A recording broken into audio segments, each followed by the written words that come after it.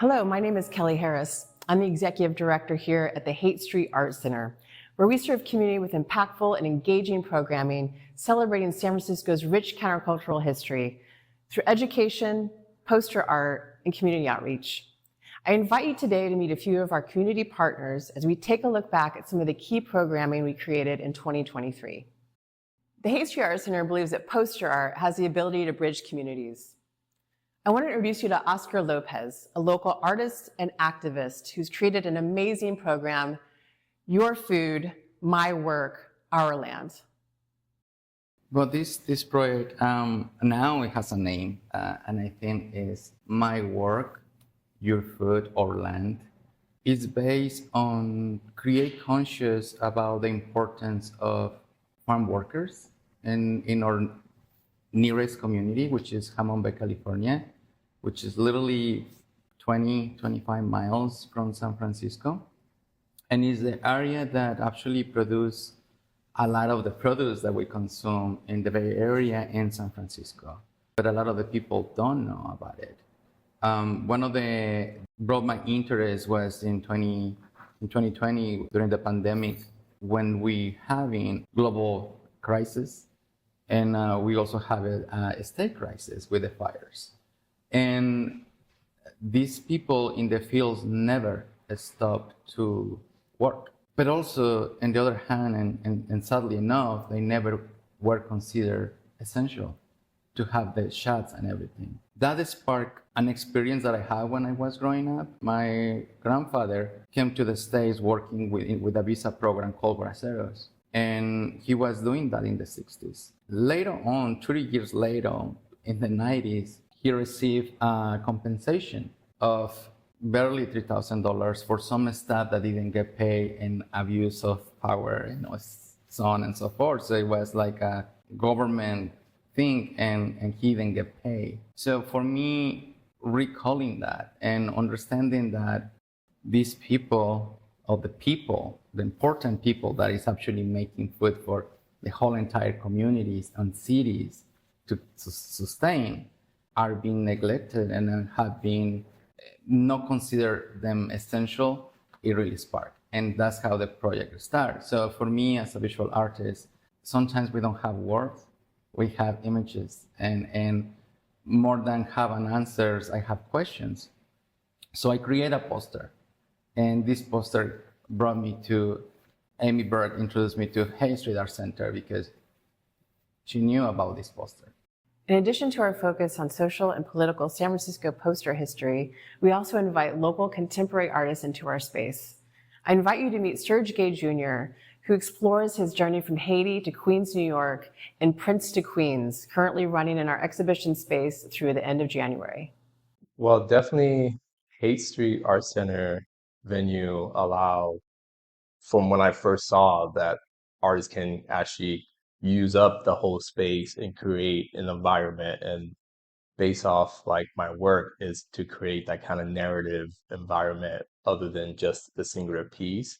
So it allow artists to install and create within each room, and you automatically are immersed into the space that artists can kind of like go full on and use up all the space to create the narrative to their artwork. So that's definitely something that's very valuable to me, and what makes this space really awesome for me to kind of create. This show have been like an up and down of like learning of self. And for me, it started with getting to know my family, getting to know the history and how we came here. And then it started with, oh, I started to reflect on my first memories. And my first memories when I was in New York. And then also now became like a self-identity and self-worth, and I mentioned a lot of ownership of it's owning things physically or about owning your self-worth. And that was one of the things that I was learning being an artist, is letting go of what people want from me, or things that they expect from me, having that self-ownership again. And that was something that was very ingrained into my parents. And so that was kind of like the message of the show that can at least translate to a viewer to be like, okay, I can see this kind of richness of this person or this richness of their history and their culture. And that's something that I had to like struggle to bring back. I'm excited to introduce you to our next partner, Psyched Radio, who created Psyched Fest, a music festival celebrating San Francisco's vibrant music scene. The Haight-Ashbury Art Center believes in the revitalization of San Francisco's arts and music culture. We popped up at over 6 historic venues, pulling prints and engaging with our community. I'm excited to introduce you to Guillermo Goyri, the president of Psyched Radio. Psyched San Francisco is a non-profit radio station that was founded in 2021. We have over 120 volunteers and over 70 radio shows. We stream on the internet at psychedradiosf.com 24/7, 365, and it's an all-volunteer organization that is trying to support the San Francisco and Oakland music scene. Well, partnering with Haight-Ashbury Art Center was very special. They reached out to us probably 4 months before the festival, before Psyched Fest, and they offered us to be sponsors of the festival, which was very special for us because it was the first sponsorship that we have ever had. And they supported us by printing the official posters for the festival, and also by arranging the design of an alternate poster by the great Caitlin Mattison. And we went to the facilities at the Haight-Ashbury Art Center. We helped them print over 250 copies of the posters that we used for the festival. And they helped us promote the festival, which was very, very necessary and important. Well, the support of Haight-Ashbury Art Center during the festival was very important because our main reason of doing this festival is to support San Francisco and Oakland music scenes, which in my opinion is having a great boom, a great evolution. And to have partners like Amoeba, like Haight-Ashbury Art Center, to be part of this new generation of musicians, this new boom in the music scene, I think is essential. And to have groups like that is very helpful. Our last partner, Artivate, engages youth around activism, art making, and community outreach. As arts education is disappearing at an alarming rate from our school's curriculum, it is our responsibility to host young artists in our space. Please meet Amy Berk, co-founder of Artivate and one of their students. Basically, we started working together during COVID because there was a real absence of art education, an absence of everything. And we had all of these students, we'd worked in education for years, and all of our students were, stuck at home. So we started to go out and work together out in the field. We did some mural projects. We did some printmaking out in the public.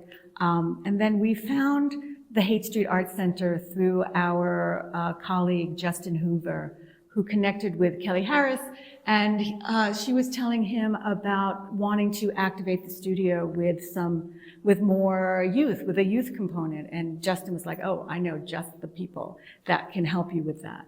So it was through that time that we came in, and I just absolutely fell in love with Haight-Ashbury the first time I came in. I loved the people, I loved the building, the studio beyond any expectation, especially since we've been printmaking, in a garage, trying to be safe for COVID. So it was incredible to have the resources for that. So Artivate is so lucky that we get students from all over the Bay Area, and we get them through word of mouth.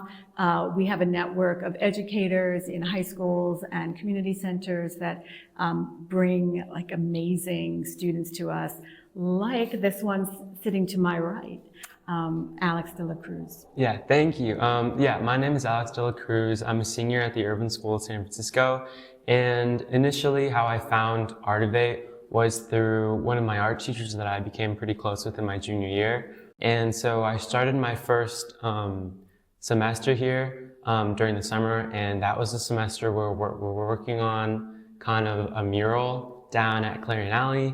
And I've never really done anything like that at all. I mean, I consider myself an artist, although I never really honed in my ability to kind of like add impact or just any kind of meaning into my artwork. I mean, obviously, I think art has this like great duality of like being something pretty that you can just look at, but also I think like it can be pretty and hold meaning to it. And so over the summer I was just kind of, maybe I should take up this opportunity.